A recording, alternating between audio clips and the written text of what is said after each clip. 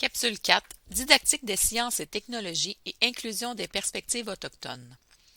Cette capsule a été réalisée par le comité Mowamamu qui implique des membres de la Faculté d'éducation de l'Université de Sherbrooke, du Conseil en éducation des Premières Nations, du Grand Conseil de la Nation Wabanaki, de l'Institut Kiuna et de la Commission scolaire Kativik. Ces travaux s'inscrivent dans le projet Perspectives, Savoir et Réalité des premiers peuples impliquant l'Université Laval et l'Université du Québec à Trois-Rivières. Nous tenons à remercier le ministère de l'Enseignement supérieur du Québec pour son soutien financier. De façon plus précise, cette capsule vise à rendre compte d'une recension des écrits qui a permis de dégager les enjeux propres à l'inclusion des perspectives autochtones dans la formation à l'enseignement des sciences et technologies. Elle expose d'abord des aspects théoriques liés aux visions et aux approches de la science, ainsi que l'illustration au moyen d'exemples concrets de savoirs autochtones technologiques et de pratiques inspirantes issues de recherches-actions menées en contexte autochtone. La didactique des sciences et technologies représente un terreau fertile pour étudier les complémentarités et divergences entre les savoirs traditionnels autochtones et occidentaux. Parmi les principales divergences, mentionnons la visée universalisante portée par la vision occidentale des sciences. Cette visée englobante, portée par des siècles de colonialisme, entraîne une homogénéisation des savoirs dits non modernes. Elle transcenderait ainsi toutes les cultures et réduirait tout savoir traditionnel au simple concept de croyance et donc de savoir illégitime. Dans cette vision, les savoirs sont divisés sous forme de disciplines, par exemple la physique, la chimie et la biologie, qui demeurent dans une certaine mesure interreliés. De plus, les savoirs sont souvent décontextualisés. On évacue par exemple les dimensions historiques, sociales et politiques au sein desquelles ils ont émergé et continuent d'évoluer. Et ils se limitent aux aspects physiques du réel. Il faut comprendre que la méthode scientifique, en Occident, s'est construite à travers les siècles et fixée comme un ensemble dominant où prime la notion d'empirisme tout en entretenant une relation inconfortable avec la spiritualité. Un des éléments marquants est sans doute la séparation entre nature et société, la primauté étant accordée à la société. Malgré la conscience de plus en plus grande accordée aux enjeux climatiques et à l'importance de protéger nos milieux de vie, la représentation occidentale de la nature demeure teintée par une nécessité de la contrôler ou de la gérer. D'autre part, les perspectives autochtones reposent sur une vision holistique, circulaire et écologique des savoirs. Ceci signifie que tout savoir est compris comme faisant partie d'un grand tout. Il ne peut donc pas être segmenté ou catégorisé. Il doit être abordé dans sa relation avec les autres savoirs. Cette vision du monde place en son cœur les relations entretenues et interreliées avec le vivant et le non-vivant. Les notions de responsabilité et de réciprocité y sont également centrales. De plus, les perspectives autochtones accordent une place importante à l'intégrité de la nature et à la spiritualité, alors qu'elles prennent forme dans l'environnement social immédiat, à travers l'expérience personnelle, l'expérience partagée et la relation au territoire. Toutefois, bien que les savoirs autochtones intègrent des pratiques spirituelles ancrées dans une perspective holistique, il faudrait, selon Henson, éviter d'opposer les croyances religieuses et spirituelles des sociétés traditionnelles aux sciences modernes. Une des clés pour éviter d'évacuer la sphère spirituelle et ainsi favoriser l'inclusion des perspectives et des savoirs autochtones serait d'aborder la spiritualité de manière complémentaire au savoir scientifique, comme un regard enrichissant sur le monde et non en opposition avec ceux-ci. Mais donc, en quoi des visions qui semblent si contradictoires peuvent-elles être complémentaires? En effet, bien que de prime abord, les visions occidentales et autochtones des sciences puissent paraître diamétralement opposées, il n'en demeure pas moins qu'on y retrouve certains points de convergence. Parmi ces points de convergence, notons la place accordée à la protection de l'environnement et de la biodiversité. Les enjeux liés au changement climatique et à la destruction de l'écosystème mondial sont devenus un sujet incontournable d'un point de vue scientifique. Depuis la dernière décennie, un consensus sur l'importance de protéger la vie terrestre, sous toutes ses formes, a émergé, rassemblant entre autres les scientifiques occidentaux, les groupes environnementalistes et les communautés autochtones de nombreux pays. Un second point de convergence réside dans l'utilisation d'une méthode de recherche qui s'appuie sur l'observation et l'expérimentation. Ainsi, si le propre des sciences occidentales repose sur la distinction des faits et des jugements fondés sur l'expérimentation, les traditions autochtones n'échappent pas à cette logique. La prédominance d'une vision empirique des sciences se base, tant dans la vision occidentale qu'autochtone, sur une acquisition des savoirs passant par l'observation systématique et pragmatique de l'environnement. La notion de science, telle que définie dans la culture occidentale, dans le paradigme positiviste, est une façon empirique et rationnelle d'aborder et de comprendre la nature. Elle se caractérise par une prédominance d'une rationalité et de la notion de progrès. L'importance de l'objectivité, où l'humain adopte une posture en dehors de la nature afin d'être le plus neutre possible. Un contrôle de la nature et des phénomènes naturels intimement liés au concept de gestion des ressources naturelles. Une série d'étapes découlant d'une méthode scientifique rigoureuse à privilégier pour toute personne effectuant une recherche scientifique.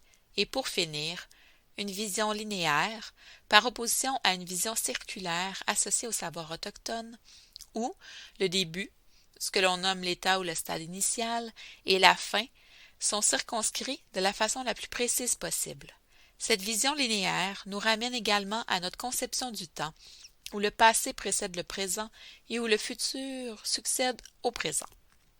Ainsi, il faudrait percevoir la science comme la façon dont nous avons, nous les Occidentaux, de se représenter le monde dans lequel nous vivons et évoluons. Il est important de préciser qu'il s'agit d'une définition simplifiée de la science, et donc que certaines nuances pourraient y être apportées, notamment en ce qui a trait à la notion de progrès, qui est de plus en plus critiquée, et ce, par bon nombre de chercheurs. On distingue deux approches lorsqu'il est question de l'inclusion des perspectives autochtones dans les programmes de formation à l'enseignement des sciences et des technologies. D'abord, l'approche universalisante qui reconnaît l'existence de savoirs différents des sciences modernes.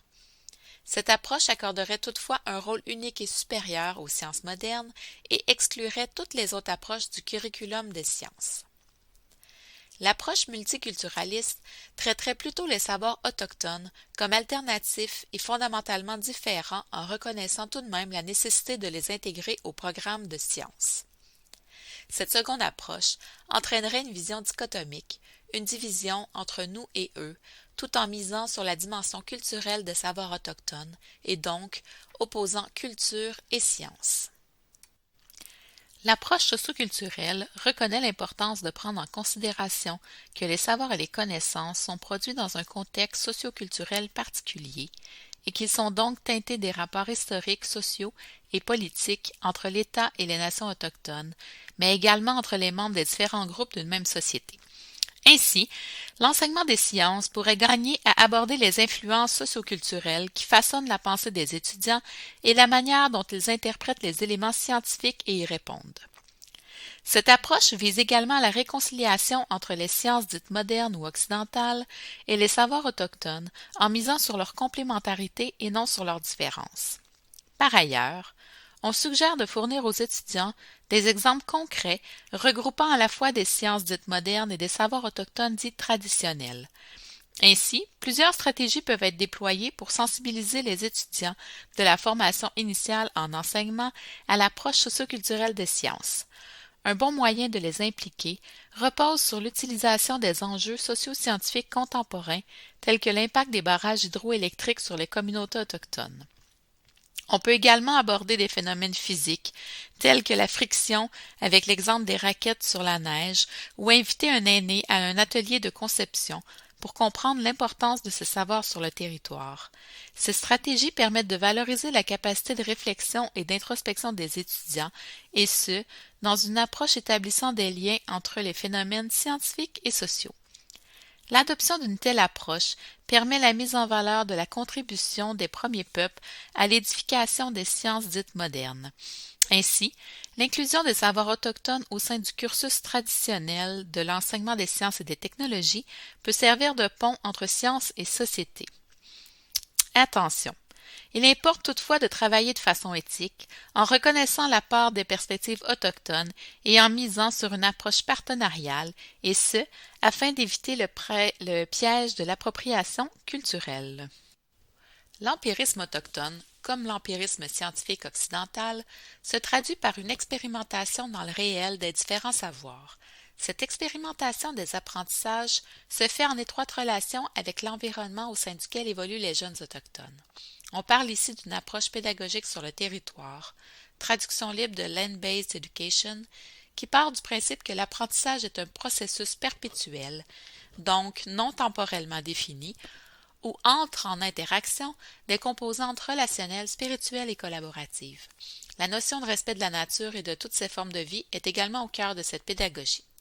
En effet, le respect et la protection de la nature est une responsabilité qui s'étend sur 7 générations. Le concept de territoire, tel que défini par les Autochtones, renvoie à tout ce qui est visible, comme la faune et la flore ou les astres, mais également à tout ce qui est invisible, comme les esprits des anciens et le monde des rêves. En somme, c'est une pédagogie vivante, dynamique et active, où tout est interconnecté. La relation avec le territoire implique un grand respect pour la nature et tous les êtres vivants qui s'y trouvent. Comme le territoire appartient à tous, tous sont donc responsables d'entretenir des relations harmonieuses avec celui-ci. En cohérence avec l'approche, l'expérimentation des apprentissages passe par un lien direct avec l'environnement, comme par des sorties sur le territoire, ou par l'implication d'aînés autochtones pouvant enseigner les savoirs traditionnels aux étudiants. À titre d'exemple, pensons à la technique horticole des 3 sœurs qui vise à optimiser la collaboration et la coopération entre les plantes potagères et céréalières suivantes: le maïs, les haricots et la courge. En effet, avec ses tiges robustes, le maïs sert de tuteur aux haricots grimpants. Ce dernier possède la particularité de capter l'azote dans l'air et ainsi d'enrichir le sol afin de nourrir le maïs et la courge. Enfin, la courge agit comme couvre-sol en limitant l'invasion des plantes envahissantes et des mauvaises herbes tout en préservant l'humidité du sol. C'est un procédé horticole issu de savoirs traditionnels qui peut facilement être expérimenté avec les étudiants en situation réelle. Afin d'illustrer la façon dont cette approche peut se traduire auprès des étudiants à la formation initiale en enseignement, Don Wiseman, de l'Université Bishop, a mis de l'avant un projet de potager aménagé par des membres de la communauté autochtone locale dans une perspective de pédagogie du lieu. Traduction libre de Place-Based Education. À noter que la pédagogie du lieu diffère quelque peu de la pédagogie du territoire. Elle fait plutôt référence à l'apprentissage basé sur le lieu ou à l'éducation expérientielle, qui est ancrée dans un contexte particulier, lié à la culture locale et aux communautés locales, tandis que l'approche pédagogique sur le territoire prend racine au cœur de l'épistémologie autochtone, au sein d'une vision holistique du monde qui nous entoure. Ce projet de jardin a permis d'ouvrir une fenêtre sur la façon dont les populations locales partagent l'espace, mais également de faire l'expérience de savoirs horticoles autochtones tout en questionnant l'origine des techniques et leurs points de convergence et de divergence avec les savoirs occidentaux. Il s'agit d'ailleurs d'une initiative également réalisée à l'Université de Sherbrooke. Voici quelques exemples de l'utilisation de technologies basées sur des savoirs traditionnels autochtones. Premièrement, l'utilisation contrôlée du feu par les communautés autochtones de l'État de Californie aux États-Unis a pour fonction d'enrichir l'écosystème forestier en libérant certains nutriments dans le sol, assurant ainsi une protection accrue contre certains champignons pathogènes. Deuxièmement, la prise en compte des concepts de densité du bois dans la fabrication et l'utilisation des hameçons pour la pêche traditionnelle au flétan, ainsi que de l'optique géométrique et de la réfraction de la lumière dans la pratique de la pêche au harpon. Troisièmement, mentionnons la fabrication des raquettes pour faciliter les déplacements sur la neige et la fabrication de canots, conçus de façon différente en fonction des cours d'eau navigués et des conditions météorologiques. Et enfin, la production du fameux sirop d'érable, qui est un excellent exemple de technologie traditionnelle autochtone, fortement adoptée par les allochtones. Tels que mentionnés précédemment, les phénomènes scientifiques contemporains sont ancrés dans un contexte social et environnemental spécifique. En effet, les bouleversements climatiques actuels poussent les sociétés à développer de nouvelles technologies qui s'appuient sur un principe de développement durable. Voici deux exemples d'initiatives intégrant des technologies et des savoirs autochtones pour répondre à des enjeux sociaux et environnementaux tout en tenant compte des spécificités culturelles autochtones. Un projet pilote d'acquisition de compétences et de construction d'habitations respectant les normes de développement durable des Premières Nations a été mené par une communauté autochtone de l'Ontario. Il s'agit d'un projet innovateur en matière de construction résidentielle et communautaire en contexte de changement climatique. Ce guide a été réalisé par et pour les Premières Nations. Les normes établies intègrent des technologies éco-responsables et vertes, la prise en compte des besoins en formation des communautés, l'environnement naturel et les spécificités culturelles des communautés dans la conception des maisons. Ce projet pilote répond ainsi à des enjeux environnementaux mais aussi sociaux. Un autre exemple est celui mené par la nation Mi'kmaq de Gaspé qui mise sur l'utilisation de la technologie solaire via un système photovoltaïque pour répondre aux besoins énergétiques dans l'exploitation acéricole, dans l'optique d'assurer le développement économique du secteur forestier de la nation. L'emploi d'un système photovoltaïque permet de réduire la production de gaz à effet de serre associée aux énergies fossiles polluantes et d'alimenter les multiples équipements très énergivores dont les pompes, l'évaporateur et le séparateur. L'avantage de discuter de phénomènes et d'innovations technologiques autochtones permet d'éviter le piège de la folklorisation qui fige les premiers peuples dans une image passéiste et exotique où la modernité ne peut exister. Voici certaines pratiques inspirantes intégrant les savoirs traditionnels autochtones au sein du cursus scolaire en enseignement des sciences et des technologies. Forests for the Future est un projet impliquant la communauté Tsimshian de la Colombie-Britannique qui vise à incorporer les connaissances, les savoirs, les pratiques et la culture à l'égard de leurs forêts et des ressources naturelles sur leur territoire. L'objectif du projet était de mettre en place un curriculum scolaire ancré dans la culture locale autochtone en impliquant les aînés et les membres de la communauté. Ceux-ci ont donc été invités à enseigner aux étudiants les techniques d'agriculture de chasse et de cueillette traditionnelles, ainsi que leur façon de résoudre les problèmes complexes vécus par la communauté. Un des effets du projet a été la création de ponts entre la science occidentale et les savoirs traditionnels associés à l'environnement et au territoire et a permis de réduire le fossé entre les savoirs scientifiques dits modernes et les savoirs traditionnels autochtones. Une seconde pratique est le projet de création de bandes dessinées initié par l'Institut de développement durable des Premières Nations du Québec et du Labrador. En 2019-2020, l'Institut a lancé un projet de création d'une série de bandes dessinées destinées aux enfants, visant la promotion de projets innovants utilisant les énergies renouvelables au sein de communautés autochtones du Québec et du Labrador, comme l'Istugouche, Manawan et Mastoyache. Au moyen de reportages réalisés par une jeune Wendat, nous explorons les principes de développement durable et ses liens avec les savoirs autochtones traditionnels, notamment l'utilisation de la roue de la médecine. Ces projets démontrent qu'il est possible d'enrichir le contenu du cursus scolaire classique en travaillant en partenariat avec les communautés autochtones locales afin qu'il soit plus inclusif et qu'il permette de créer des ponts vers une approche visant à réconcilier savoirs autochtones et savoirs scientifiques occidentaux. En somme, il demeure important de saisir que nous sommes en présence de visions du monde et de systèmes de savoir distincts, et que l'adoption d'une approche socioculturelle en didactique des sciences et technologies permet de réconcilier ces visions tout en y incluant les savoirs et traditions autochtones. De plus, l'inclusion au sein du cursus académique des savoirs autochtones et des activités culturelles porteuses de sens pour les jeunes autochtones permet leur valorisation tout en créant un espace de discussion et de sécurisation culturelle essentiel à leur pleine participation. Enfin, en basant les apprentissages sur des situations de la vie courante vécues par les jeunes autochtones et en les expérimentant concrètement dans l'environnement physique ou sur le territoire, nous tendons vers une meilleure inclusion des perspectives autochtones en enseignement des sciences et des technologies. Merci.